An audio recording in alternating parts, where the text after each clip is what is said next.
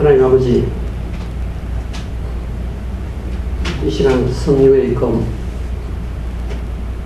말씀을 손에 굳건히 붙잡는 한 시간 만들어 주시옵소서.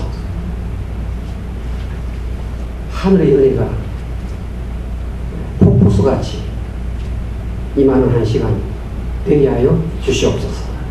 예수님의 이름으로 기도하옵나이다. 아멘.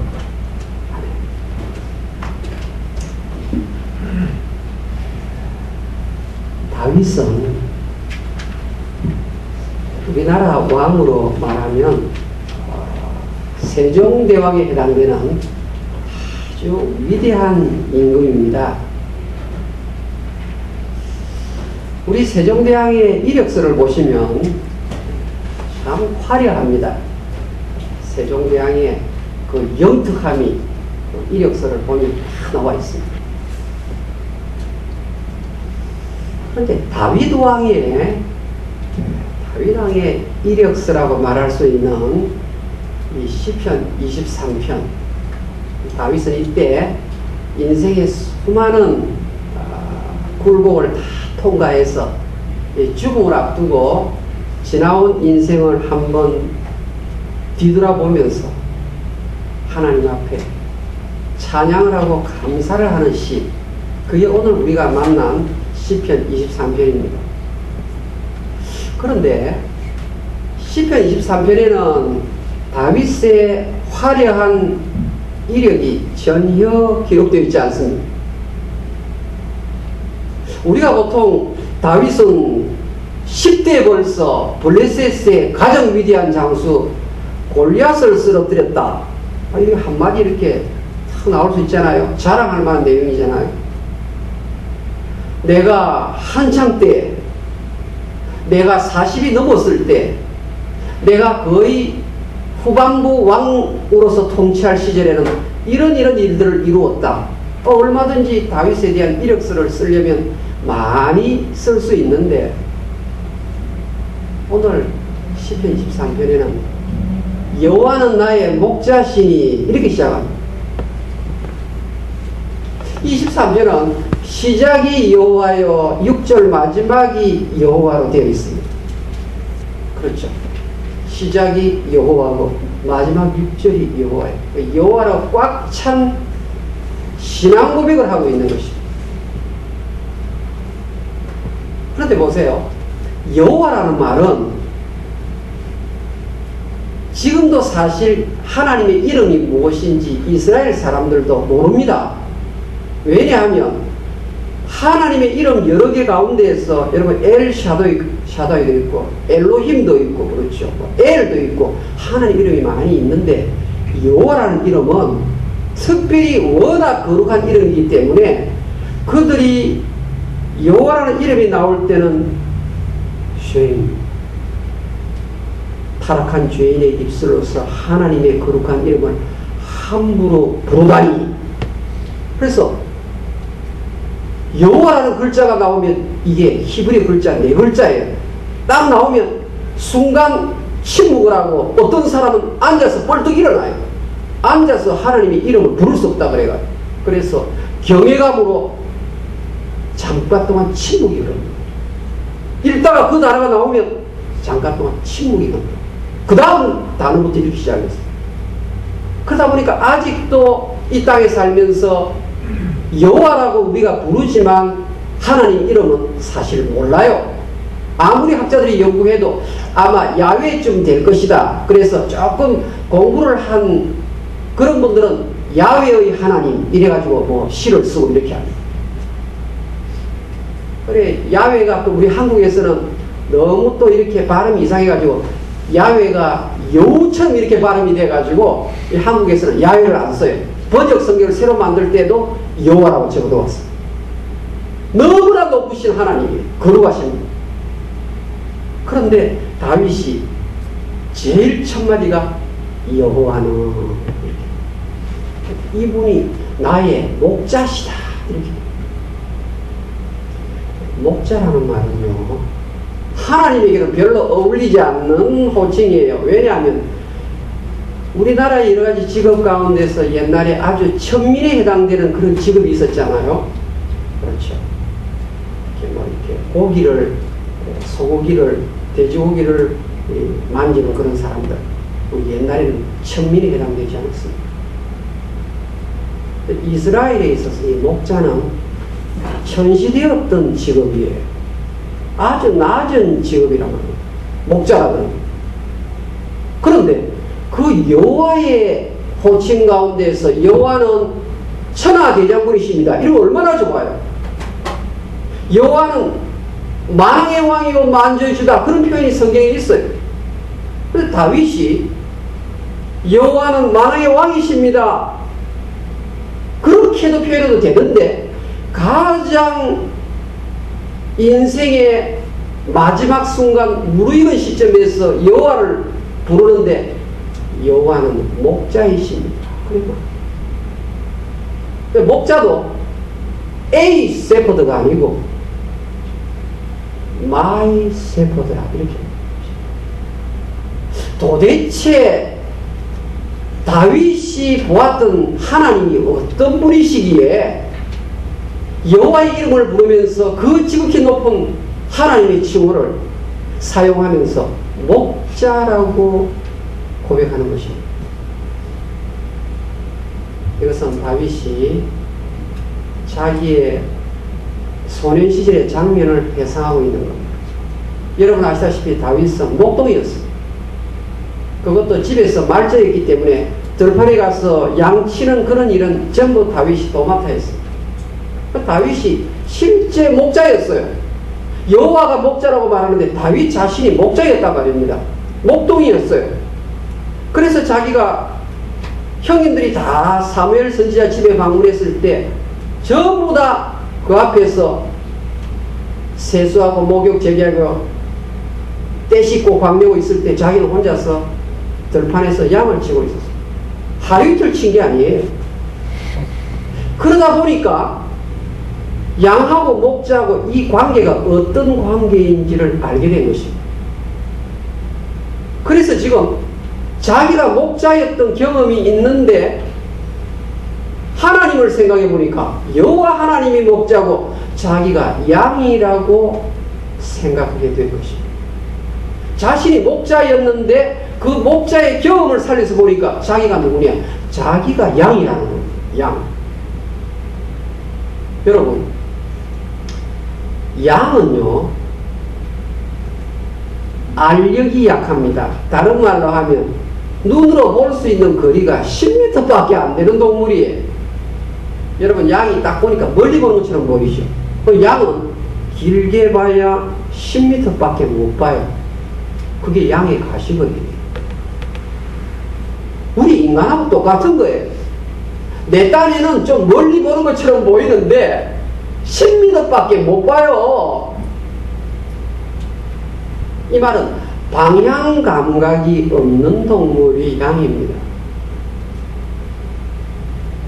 우리 자신이 그래요. 다윗이 보니까 자기가 보니 동쪽으로 가야 될지 서쪽으로 가야 될지 방향 감각이 없었던 자가 자기라는 것입니다. 자기를 양으로 지금 표현하는 거예요. 그 여호와 그분이 나의 목자라 이 말은 나는 주님의 양입니다. 그 고백이에요. 자, 방향 감각이 없으니까 양이 어떻게 할까요? 양은 앞에 양이 곁길로 가면 따라가는 게 특성이에요. 이 앞이 잘 안 보이니까. 그래서 옆에 있는 친구가 곁길로 가면 그 앞에 절벽이 있어 그대로 따라가는 거예요. 오늘 우리의 모습과 똑같아요. 그 앞에 절벽이 있는데 친구가 저기 좋다 그러면 그냥 그대로 끌려가요. 따라가요. 근데 양은요, 저는 사실 그 양을 이렇게 쭉 사진을 쳐서 조사를 해보니까 매력 있는 동물이 아니에요. 여러분 집에서 키우는 이 강아지를 보면 매력이 있잖아요. 그렇죠. 참 그 고양이도 참 좋아하는 사람 있잖아요. 근데요 양은요 매력을 찾아볼래도 매력이 없는 동물이에요. 여러분 보세요. 양이 뿔이 있습니까? 적이 공격하면 한번 받아버리겠다. 양은 뿔이 없어. 양은요, 발톱이 날카롭습니까? 그래도 독수리는 다 발톱이라도 이렇게 폼이 나잖아요. 양은 동물인데 발톱도 시원찮아요. 여러분, 다른 동물들 미쳐합니다. 아주 수입들이 굉장히 빨리 스피드가 있어요. 근데 양은요, 스피드하고 관계없는 동물이에요. 여러분, 양이 울음소리가 사자 울음처럼 그렇게 납니까? 울음소리도 시원찮아요. 그러니까 방어 무기가 하나도 없는 동물이 양이에요. 다윗이 자기가 바로 그런 자였다는 것을 알게 됩니다. 우리 모두가 다 마찬가지예요. 뭐 좀 세 보이고 좀 힘이 있는 것처럼 보이는데요, 방어 능력이 없습니다. 여러분, 한번 세상에 파도가 몰아치고 비바람이 몰아치면 어제 왕성했던 사람이 오늘 자치도 찾아볼 수 없는 인생, 그게 우리의 인생이에요. 양은요, 더럽기가 짝이 없는 동물이에요. 제가 사전에 보니까요, 동물 가운데 자기 혼자 씻을 수 없는 가장 더러운 동물이 뭐냐? 양이에요, 양. 그래서 이사야 선지자가 예언했죠. 우리는 다 양 같아서 그릇 행하여 각기 제 길로 갔거늘. 우리가 양 같다는 말은요, 우리가 겉으로는 이렇게 또 아름답게 옷 입고 이렇게 화장하고 향수 뿌리고 다니지만요, 이 우리 속에요, 이게 악취가 나는 거예요. 더러운 모습. 다윗이 하나님 앞에 자기를 비춰보니까 양과 똑같은 거예요. 너무너무 더러운 자신을. 그런데 다윗이 여호와는 나의 목자시니 그러면서 내게 부족함이 없으리로다. 여호와 그분이 That's all I want. 내가 원하는 전부입니다. 그 말이에요. 내가 원하는 것, To have God is to have all. 하나님을 소유하면 전부를 다 소유했다. 그렇게 고백하고 있는 거예요. 그러면서 다윗은 지나간 인생 행로를 쭉 보면서 중간중간에 장소마다 표시를 해놓아요. 깃발을 꼽아놓습니다. 자기가 지금 이제 아들 솔로몬에게 왕위를 물려주기 직전이, 그러면서 자기 인생 여정에 아주 특이한 장소가 몇 군데 있었지. 그러면서 깃발을 하나씩 꽂기 시작했어. 내 인생 여정 지나는 동안 여호와 하나님께서 푸른 풀밭으로 나를 인도하셨다. 그렇게. 그 다음에 잔잔한 물가로 인도하셨지. 그래, 깃발 두 개를 딱 앞에 먼저 꽂아. 참고로 옛날에는 푸른 초장이라고 번역해 놓았는데, 이 개역 개정판 이 사판에서는, 여러분 가진 성경에서는 이 푸른 풀밭으로 바꿔 놓았죠. 이런 이야기가 있어요. 주기도문 곁에는 시편 23편이 있다. 따라합시다. 시작. 주기도문 곁에는 시편 23편이 있다. 이게 무슨 말인가 하면요, 신약 성경에서 주기도문이 마태복음 6장 9절부터 나오는데 이게 암송을 하잖아요. 주기도문 다 어린 아이들 다 외워요. 그래서 성경에 있어요. 근데 구약 성경에서 주기도문만큼 제일 암송 많이 하는 시편이 시편 23편이란 말이에요. 그래서 주기도문 바로 곁에는 시편 23편이 있다. 여기서 미국의 영어에도 이 표현이 나오고 한국에서도 유행하는 말이에요. 그런데요, 이 요즘 아이들이 푸른 초장이라고 이렇게 암송을 하다 보니까 이상하게 초장은 빨강색인데 이래 된 거예요. 여러분, 저 오징어 이렇게 딱 삶아가지고 이렇게 다 초장에 찌면 얼마나 맛있어요. 그 주일학교 아이들 여호와는 나의 목자시니라 암송을 하는데 푸른 초장에 넣으시면 이 아이들이 암송을 하면서 초장은 빨간색인데 왜 이게 푸른 초장이 될까? 그래서 번역하는 팀에서 주일학교에 의견을 수렴해가지고 푸른 초장 대신에 푸른 풀밭으로 바꿔놓은 것이죠. 이렇게 단순해요, 아이들은. 자, 그래서 푸른 풀밭에, 자, 지금 이제 다윗이 생각해 볼 때, 내 인생 여정에 푸른 풀밭에 양인 나를 여호와 하나님께서 여기에 눕게 하셨구나. 레이다운 했단 말입니다. 얼마나 행복해요. 그 다음에 쉴만한 물가로 나를 인도하셨다. 여러분, 여기 푸른 풀밭은요, 하나님께서 내 인생에 충만함을 선물로 주셨다. 그 말이에요. 양이 눈을 뜨니까 그린 컬러가 가득 차 있어요. 한번 생각해 보세요. 여호와 하나님이 나를 그 푸른 풀밭에 눕게 하셨다. 그 눈앞에 하나님께서 내 필요한 것 전부 다 주셨다는, 하나님이 내 기도 응답에 가득가득 채워주셨다. 그 말이에요. 뿐만 아니라 쉴만한 물가는요, 이 원래 quiet water라는 말이에요. quiet water. 조용한 물 마시는 곳으로 나를 인도했다, 이 말이에요. 이게 무슨 의미가 하면요, 여러분, 양은요, 실제 목자가 양을 데리고 우리를 떠나서 야산으로 갈 때는요, 이 겨울철에 눈이 녹으면서 이제 폭포를 이룹니다. 모래사막이 아니에요. 산 넘고 이 언덕을 지나는 그런 광야지대예요. 그러다 보니까 가는 곳곳에 폭포가 있어요. 그런데 양은요, 선천적으로 물살이 거센 물은 절대로 못 마십니다.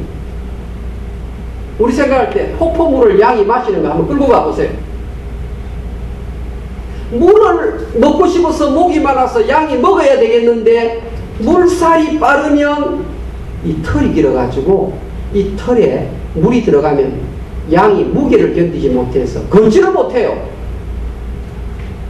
그러니까 목자가 지팡이를 가지고 주변을 딱 돌멩이를 치워가지고 오목하게 만들어서 러싱 워터를 콰이어트 워터로 바꿔놓는 것입니다. 그러면 이 양이 할렐루야 하면서 맛있게 물을 마시는 거예요. 할렐루야. 우리가 인생 살면서 정말 이 푸른 풀밭, 이 잔잔한 물가, 앞에 풀이 있고 앞에 물이 있는데 물을 마시지 않고는 견딜 수 없는 목마름이 있는데, 가만히 2014년 6개월 지난 날들을 보니까 여호와 하나님께서 막대기와 지팡이로 내가 먹을 수 있도록 고요한 조용한 물을 선물로 허락해 주셨다는 것 믿습니다. 그러니까 이 시편 23편은요, 한마디로 하나님 앞에 감사하는 시예요. 감사시. 시편 23편의 핵심이 무엇이냐? 여호와 하나님 감사합니다, 그 말이에요. 근데 보세요. 세 번째 표식이 뭐냐? 의의 길로 인도하셨다. 의의 길. 의의 길. 이게 무슨 말입니까? 왕들 가운데서 사울 왕은 의의 길로 못 갔습니다, 여러분. 제가 자랐던 교회에 장로님 한 분은요, 한평생을 교회 장로를 섬기셨는데 마지막에 생애 동안에 부산역 앞에 이단 종파에 넘어갔어요. 아무리 이야기해도 안 돼요.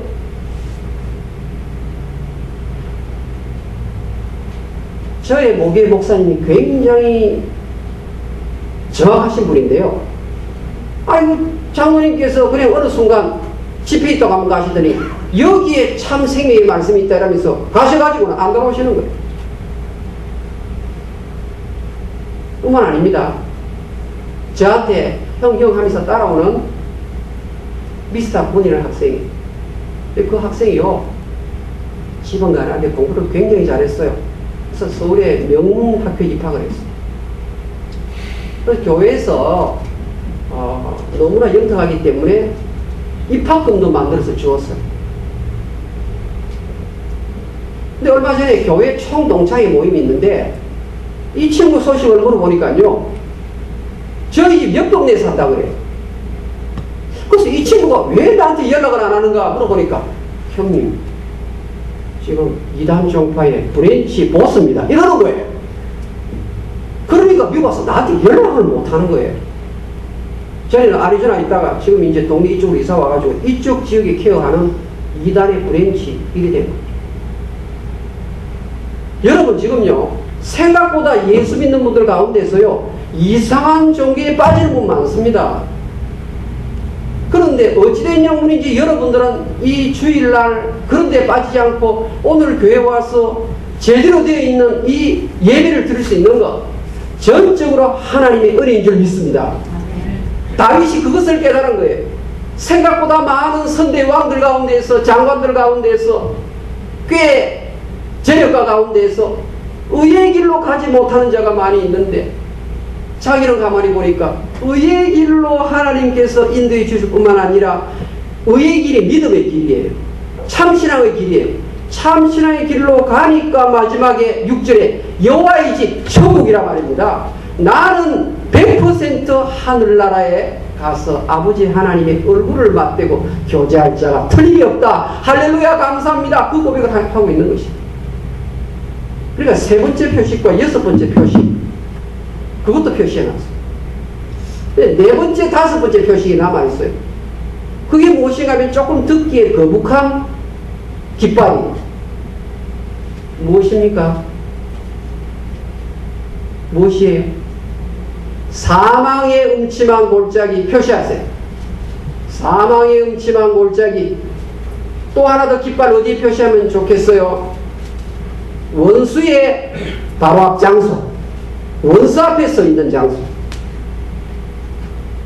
여러분, 사망의 음침한 골짜기는 실제 히브리어 글자는 깊은 그림자의 골짜기다. 이것이 히브리어에 적혀 있는 뜻이에요. 그러니까 앞이 안 보이는 칠흑 같은 어두운 골짜기. 양도 그럴 때 그런 곳으로 빠질 때가 있잖아. 자기가 그것을 경험했다는 말입니다. 다윗의 생애에서 바로 사망의 음침한 골짜기가 어떤 경험이었을까요?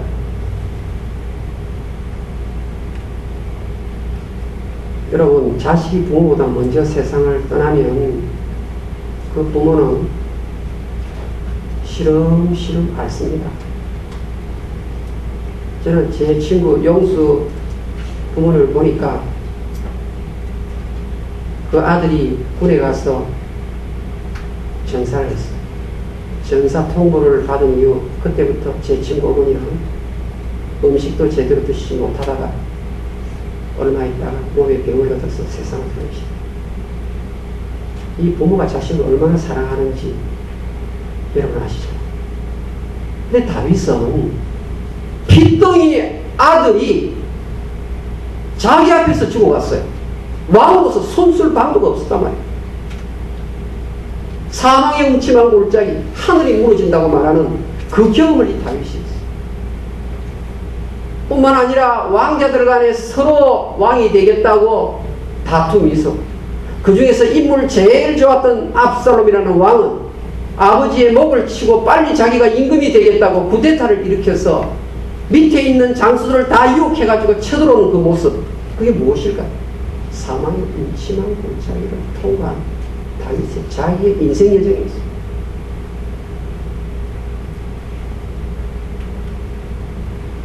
사실 다윗은 나라에 충성한 것밖에 없었는데 그게 무슨 이야기입니까? 블레셋의 적장 골리앗이 나와서 여호와 하나님을 의지해서 골리앗을 죽였어요. 그랬더니 이스라엘 여인들이 입을 열어서 노래를 부릅니다. 사울은 천천히요 다윗은 만만이라. 그 노래 듣고는 이 사울왕이 시기심이 생겨가지고 어떻게 합니까? 다윗 저놈을 죽여야겠다. 그래가지고 쉴 새 없이 여러분 굉장히 오랜 세월 동안 다윗은 오늘은 이 산으로 내일은 저 산으로 도망다녔습니다. 그래서 성경의 사무엘서에 보면요, 이런 표현이 나옵니다. 나는 벼룩처럼 뛰어다녔다. 이런 말. 제발 나를 벼룩 찾듯이 좀 이제 그만 따라와 주셨으면 좋겠습니다. 뭐 물리면 우리 벼룩 찾잖아요. 그러니까 사울 왕이 자기를 벼룩 찾듯이 찾아다니니까 자기가 벼룩이 돼가지고 어떻단 말입니까? 이리 뛰고 저리 뛰고 군합군 하나 제대로 풀지 못하고 잠을 잔 사람이 언제 어디서 칼을 들고 자기를 죽일지 모르는 그런 상황 속에 있었답니다. 그러니까 원수의 목전에서 내게 상을 베푸셨다. 여러분, 제가 구역예배 시간에 이 부분 설명해 드린 적이 있습니다. 양들이요, 자기 필드에서만 풀을 뜯는 게 아니에요. 오늘은 목자가 자 북쪽으로 가자 그러면 이제 양들이 목자 따라 북쪽으로 올라갑니다. 올라가면요, 뉴필드에 가면 이 목자가 제일 먼저 하는 것이 무엇인가 하면 근처에 풀은 많이 있는데 구멍이 제대로 있는가 살피는, 이 구멍이 무엇인가 하면요, 이게 양의 코를 물어뜯는 팔레스타인 살모사예요. 이 독사가 있어요. 그래서 이스라엘의 양들이 왜 많이 죽는가 하면요, 풀목으로 들어가면 그 풀 옆에 구멍을 딱 작게 만들어가지고 그 안에 애들 독사가 딱 숨어 있어가지고요, 양이 오면 코를 딱 물어버려요. 그럼 이 양 코에 딱 살모사의 독사의 독이 들어가니까 양이 조만간 죽는 거예요. 그러니 목자가 딱 보고 새로운 장소에 갔을 때는 제일 먼저 시찰을 하는 거예요. 뉴 메도우고는 뉴 패스에 갔다 하면, 새로운 목초지 갔다 그러면 목자는 제일 먼저 구멍을 살펴봅니다. 전문가예요. 다윗이 자기가 그랬던 거예요.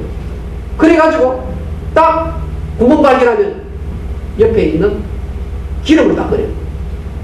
기름을 가지고 구멍에다가 몇 방울씩 딱 떨어뜨려요. 여러분, 뱀의 몸에도 기름이 있습니다. 그렇죠.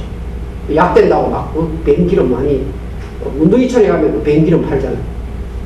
그런데요, 목자가 뿌린 이 기름하고 뱀의 기름하고 딱 이렇게 서로 엉기게 되면요, 자, 양이 딱 왔습니다. 그러면 이 독사가 산사에 딱 올라오지요. 그러면 그때부터 미끄럼을 타는 겁니다.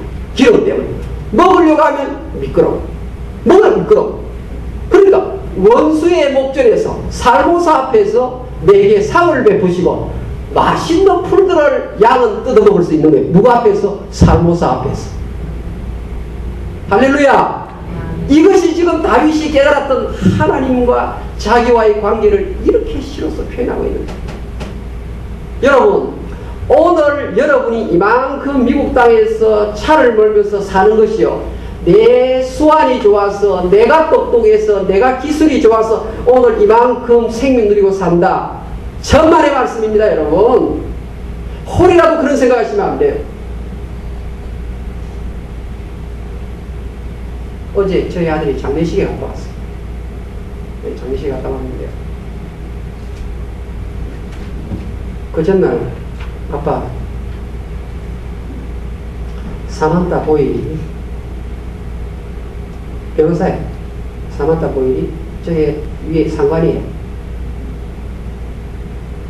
나이 37살. 일하다가 아이고 머리야 하면서 구토하고 병원 갔는데 끝났어요.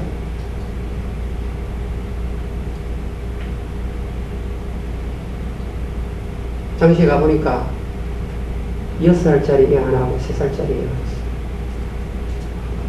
아빠, 엄마가 세상을 떠났는데 하나도 뭐 그런 것 같아요.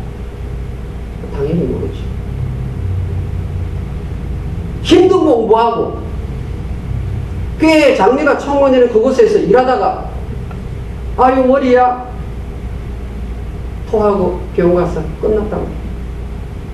우리가 이런 소식 들으면 그거는 100만 명에 1명, 나한테는 관계없는 이야기다. 우리 집의 아들, 딸에는 그런 것이 전혀 상관없을 것이다. 천만의 말씀입니다. 여러분, 1년에 엄청나게 많은 대도시의 인구가 이 땅을 떠나고 있어요. 지금도 우리 동서남북 사방에서 세상을 떠나는 사람들이 그렇게 많이 있어요. 나이가 꼭 100세가 다 되면 세상을 떠나는 거 아니라 말입니다. 여러분. 그래서 다윗이 이렇게 말합니다.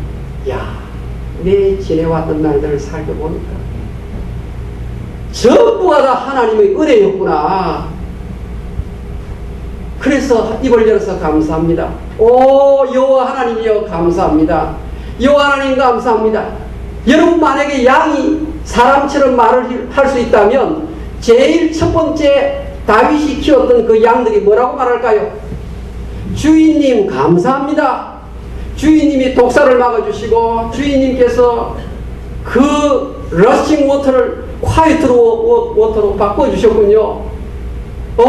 주님께서 그린 패스처를 나에게 주셨군요. 주님 너무너무 감사합니다. 주인님 감사합니다. 이렇게 찬양하지 않겠습니까? 하나님께서는 다윗이 여호와 하나님 앞에 감사가 마르지 아니하고 감사하는 모습을 보고는 너는 내 마음에 맞는 자다. 이렇게 그 어떤 사람도 들어보지 못했던 특별한 호칭을 선물로 주신 것입니다. 다른 사람들은 이 호칭을 받아본 적이 없어요. 이 다윗은요 여호와라는 이름을 구약에서 제일 많이 불렀던 사람이에요. 여호와여 여호와여 이름을 불렀어요. 그리고는 감사합니다 감사합니다 그랬던 거예요. 그래 하나님께서 너는 내 마음에 합한 자다. 너는 내 마음에 맞는 자다. 우리 모두 다 믿음 있다고 생각하시죠? 진짜 믿음 좋은 사람 찾는 방법이 있습니다. 범사에 감사하는 사람입니다. 감사를 하시면요 하나님께서 여러분의 삶 속에 보호해 주시고 인도해 주시고 필요하시면 기적도 베푸시는 줄 믿습니다. 기도하십시다. 우리 시간 이 감사를 표현하면요 다윗의 아들 예수 그리스도 자녀가 잘 되는 복 가운데 최고의 좋은 복이요 감사하는 어머니 아버지에게서부터 배출된다는 사실입니다. 여러분 생일을 지날 때 감사운동 안 하시는 분 있나요?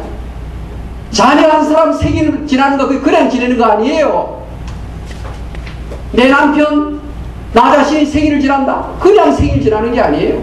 하나님이 이 시간까지 살도록 하나님께서 보호해 주시고 도와주셨기 때문에 생일을 맞이하는 거예요. 여러분의 사업 수완과 재간과 기술로서 될 수 있는 것이 없습니다.